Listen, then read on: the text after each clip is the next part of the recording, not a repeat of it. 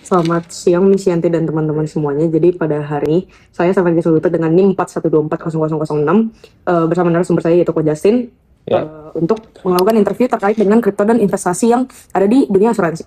Jadi coba diperkenalkan dulu namanya, kerjanya sekarang.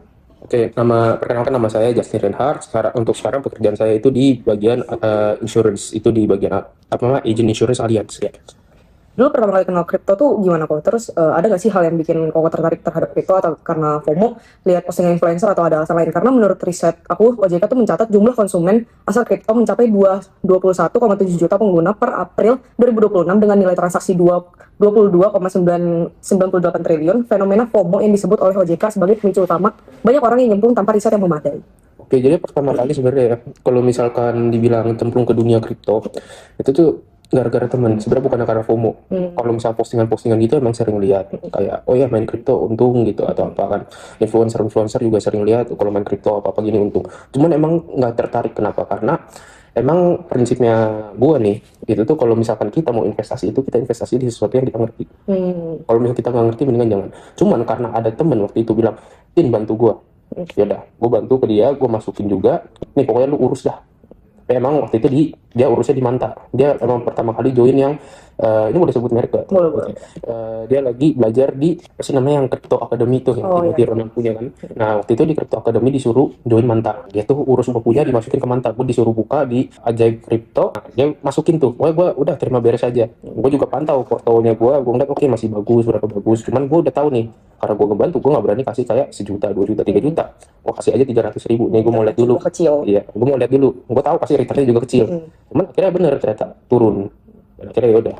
Itu dari tahun berapa kok nyemplung ke dunia kripto gara-gara kayak diajakin sama temen? Kalau nggak salah itu tuh tahun 23 atau 24 gitu. Oh, better golong baru ya. Iya. Terus tujuan pertama aku main kripto itu apa? Kayak masih sama nggak sih tujuannya sampai sekarang? Kalau tujuan main kripto ya kalau sekarang sih udah nggak terlalu sering lagi yang ngeliatin kripto atau lagi saham kan semua lagi pada turun. Kalau kripto tuh tujuannya tuh awalnya emang buat bantu aja karena maksudnya temen gua kan emang katanya pengen jadi istilah kayak semacam investor management lah. Jadinya tuh kayak dia yang bantu orang investasi. Cuman setelah itu ya nggak ada tujuan lagi buat main kripto. Cuma sampai sekarang masih kayak sering pantengin nggak, apa mungkin gara-gara sekarang kan udah pada turun tuh kayak dari saham juga macam gitu, berarti udah nggak pernah mantengin lagi ya? Kalau misalnya itu nggak pernah, cuman kalau misalkan saham beberapa kali karena emang masih dapat insight dari beberapa teman gue yang kerja di perusahaan broker, terus juga perusahaan sekuritas gitu. Terus kayak seberapa sering sih kok harga kripto yang kok pegang tuh naik turun drastis? Pernah nggak kayak rugi dalam waktu singkat? Kayak kok kan tadi naruh kayak cuma dalam jumlah kecil, kayak pernah nggak kayak dalam waktu singkat tuh kayak berdrastis banget, kayak dari 300.000 turunnya langsung jadi 50.000 segala macam gitu. Karena kan investasi kripto hamper kan termasuk investasi yang memiliki resiko seperti volatilitas harga yang ekstrim, kayak bisa turun dalam puluhan persen hanya dalam hitungan jam atau hitungan detik. OJK juga mengingatkan kalau misalnya kripto tuh bukan instrumen bagi yang tidak siap kehilangan uang. Nah, kalau misalnya kita ngomong investasi ya, volatilitas emang pasti ekstrim, apalagi plus juga mereka tuh fluktuatif sama lah kayak saham. Konsepnya hampir mirip-mirip. Nah, kalau naik turun drastis karena, tapi ini emang kalau kita ngomongin kripto ya, gue tuh masukin cuma di satu, itu yang disuruh temen gue itu, Manta. Nah, itu Manta awal-awal oke lah masih bagus naik, itu drastis tuh. Sekarang juga udah gak ada artinya, mau ditarik juga buat apa? Terus pernah nggak kok kayak ngerasa dirugiin sama platform kripto? Kalau misalnya, kok tahu nggak harus lapor kemana? Kalau misalkan dirugiin sama platform kripto itu nggak pernah.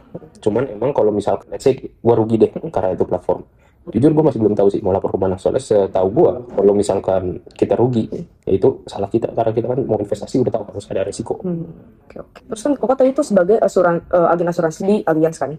Asuransi itu kan tadi aku sempat riset beberapa, kayak asuransi unit link kan merupakan asuransi yang menggabungkan dua manfaat sekaligus dalam satu polis, yaitu perlindungan jiwa atau kesehatan dan potensi pengembangan dana melalui investasi. Itu kan biayanya banyak loh. Biaya apa aja yang biasa dibebankan ke nasabah, dan kira-kira berapa sih besarannya? Kayak biaya dalam unit link meliputi biaya asuransi, biaya akuisisi, kayak biaya perolehan polis termasuk komisi agen, pemeriksaan kesehatan, pencatatan dokumen, serta biaya administrasinya gitu-gitu. Oke. Jadi kalau biaya apa aja yang dibebankan ke nasabah itu tuh udah pasti ada perhitungannya. Itu bisa dilihat biasanya di ilustrasi. Nah, jadinya kalau misalkan apalagi unit link ya. Unit link itu kan ibaratnya kayak nasi goreng. Nasi goreng nasinya itu kan sebagai inti dari perlindungan itu, topping-toppingnya yang mungkin kayak bakso, sosis itu kan tambah-tambahan kan. Atau kita kalau sebutnya dalam dunia asuransi itu riders.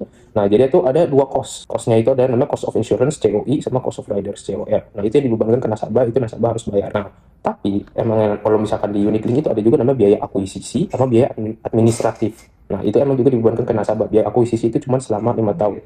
Untuk berapa persenannya dan berapa yang dibebankan ke nasabah itu tergantung dari pihak asuransi.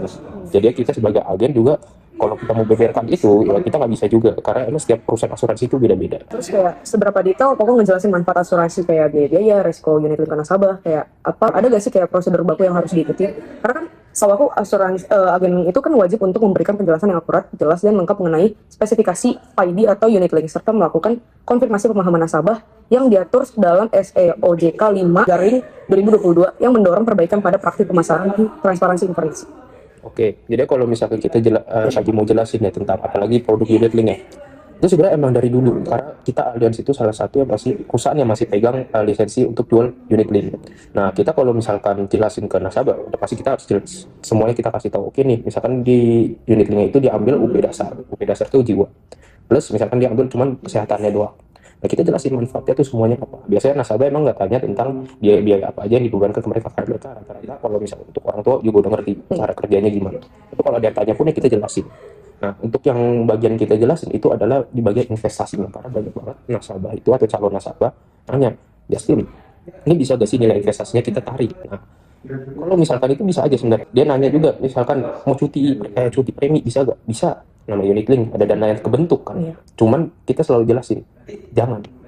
Kenapa? Karena kalau misalkan nilai investasi yang kebentuk itu untuk menstabilkan nilai premi yang ada. Nilai premi unit link kalau lu bandingkan sama tradisional atau standalone itu tuh beda. Jadi itu standalone setiap kali perubahan tahun atau perubahan umur itu mereka naik premi. Jadi mengikuti resiko yang ada, resiko umur yang ada. Cuman kalau misalkan kita bilang unit link, unit link itu kan bisa stabil dalam jangka waktu yang lumayan lama, bisa mungkin 5 tahun masih. Contoh gua waktu itu ambil 1.200.000-an, 3 tahun baru naik, itu pun naik karena repricing, karena udah klaimnya udah tinggi lah, nilai klaimnya udah tinggi.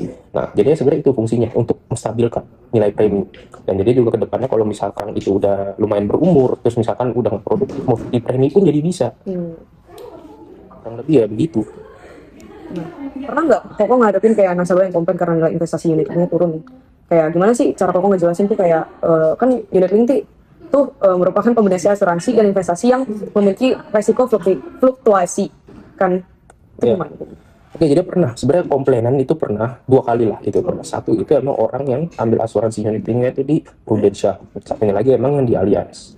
Nah, cuman apa namanya Prudential waktu itu emang karena biasa rata-rata agen Prudential itu di training untuk kasih tahu, oh ya nanti tahun segini lu misalkan bayar premi segini, tahun segini lu udah BEP lu udah bisa tarik, lu nggak jadi nggak keluarin uang apa-apa. Itu cara ngejelasin yang salah karena kita kalau ngeliat fitur asuransi sendiri kenapa ada investasi itu sebenarnya untuk memproteksi. Jadinya emang pernah dan jelasinnya sama kayak tadi, investasi ini fungsinya bukannya untuk ambil karena mau sampai berapapun yang namanya investasi di asuransi itu udah pasti nggak bakalan balik modal, tapi itu untuk menjaga nilai premi lu supaya lu nanti kalau misalkan udah tuh lu udah nggak produktif, lu nggak worry lah kalau buat bayar premi.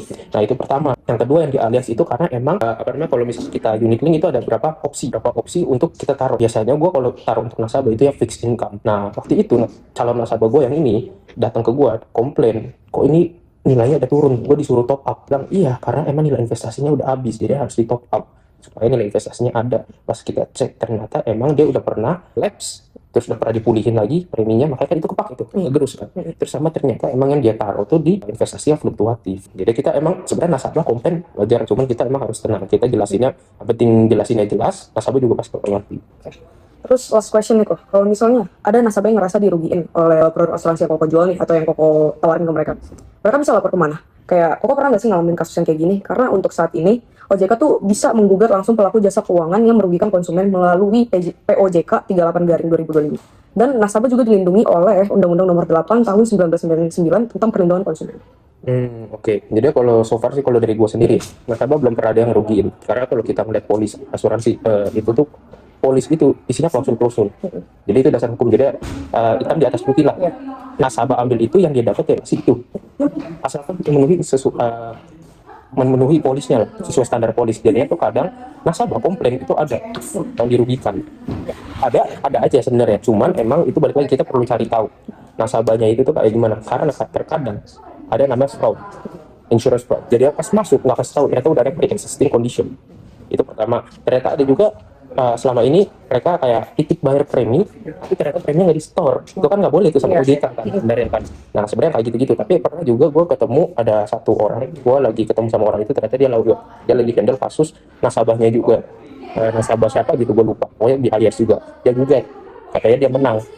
Oke lah, nggak masalah. Cuma pas gue cek lagi, dia minta bantu gue tolong cekin. Ternyata emang riwayat nasabah ini itu tuh ada pre-existing condition. Walaupun emang menang di pengadilan, tapi itu pun masih aju banding waktu itu. Menang di pengadilan, tapi kan kita masih ada bukti kuat nih. Ini nasabah bohong waktu ditanya pertanyaan kesehatan awal. Jadi sebenarnya asuransi, namanya perusahaan asuransi itu bisa dibilang nggak salah.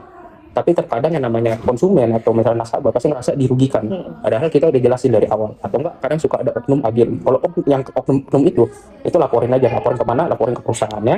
Juga laporin ke OJK, laporin cari pakar hukum lah biasanya. Nah itu udah. Tapi kalau misalkan asuransi sendiri biasanya, itu tuh jarang banget ada yang lakukan kayak kecurangan. Karena emang sudah diawasin OJK. Kecuali kalau misalnya perusahaan itu benar-benar ngelakuin korupsi, kayak misalkan kita ngomong Jiwasraya, itu kan perusahaan asuransi pemerintah zaman dulu, itu kan udah terbukti ngelakuin korupsi dari dalam, ditilep duitnya, jadi pas nasabah mau bayar nggak bisa. Nah itu baru kalau misalnya kita mau ituin pasti salah. Terus kan udah ada beberapa pertanyaan nih. Koko bisa nggak kasih kesimpulan dari kayak semua pertanyaan atau semua jawaban yang udah Koko kasih gitu? Kayak dari Koko sendiri tuh kayak unit link tuh apa sih? Kayak karena kan kalau misalnya kita search di Google kan belum tentu kayak semuanya benar tuh. Jadi kalau misalnya dari agen asuransi kayak Koko nih, unit link tuh sebenarnya apa sih? Kayak seberapa penting sebenarnya kita punya asuransi untuk sebagai investasi? Oke. Jadi itu kalau unit link itu kita bisa bilang salah satu produk untuk jangka panjang. Jadi biasanya kayak nasabah-nasabah yang mau masukin misalkan anaknya nih masih muda gitu buat asuransi, itu tuh kita biasa tawarin unit link karena itu produk jangka panjang. Jadi itu supaya nggak kegerus yang namanya pertama nggak naik terus lah premi, naik terus kan keuangan ini, keuangan kan bisa keganggu. Benar. Nah, jadi itu sebenarnya produk jangka panjang. Cuman kalau misalnya kita tahu tentang unit link, ada yang selalu bilang kalau kita search di Google tuh unit link itu salah satu produk emang yang merugikan atau apa gitu. Itu sebenarnya bukan, kita harus balik lagi yang namanya asuransi. Itu tuh bukan fungsinya untuk lu investasi cari keuntungan, tapi lu untuk melindungi resiko yang lu nggak tahu nih kapan terjadi. Lu sakit kan nggak tahu, lu kecelakaan lu nggak tahu kapan. Nah, orang pasti nggak mau dong. Nah itu fungsi asuransi, fungsinya investasi di asuransi itu supaya premi lu nggak naik-naik. Karena nasabah dulu kan, kalau orang tua zaman dulu ini sering nih ada kasus kayak gini, gue pernah handle juga. Mereka ambil asuransinya tradisional, tapi pas mereka umur 60-an, umur 70-an, preminya naik tinggi. Terus akhirnya apa? Gak usah dilanjutin asuransinya, percuma, gue bayar juga, gue gak sakit-sakit. Dia bilangnya begitu kan, mereka bilang begitu. Tapi pas udah umur 70-an, mereka udah tutup nih. Ada nih, malah beneran ada kasus ya, umur 70 dia tutup. Di umur ke-72 dia sakit kanker. Nah, itu akhirnya apa? Asuransinya gak ada. Terus mau gimana? Nah, itu fungsi sebenarnya unit nih. Karena kadang udah naik terus, naiknya jadi tinggi, itu ya mau bayar gimana? Dan makanya itu sebenarnya salah satu solusi untuk produk jangka panjang. Kecuali emang nasabah itu baru mau masuk pas umur tua, unit link itu udah nggak terlalu oke untuk mereka. Yang paling bagus standalone. Jadi sebenarnya balik lagi kita lihat ke kebutuhan nasabah. Unit link itu ada fungsinya sendiri, tradisional atau standalone itu ada fungsinya sendiri. Dan yang pastinya kesimpulannya investasi di asuransi itu bukan buat cari untung, tapi buat proteksi ganda ya. Nah sih, itu aja pertanyaan kok. Thank you ya Kode. Thank you juga.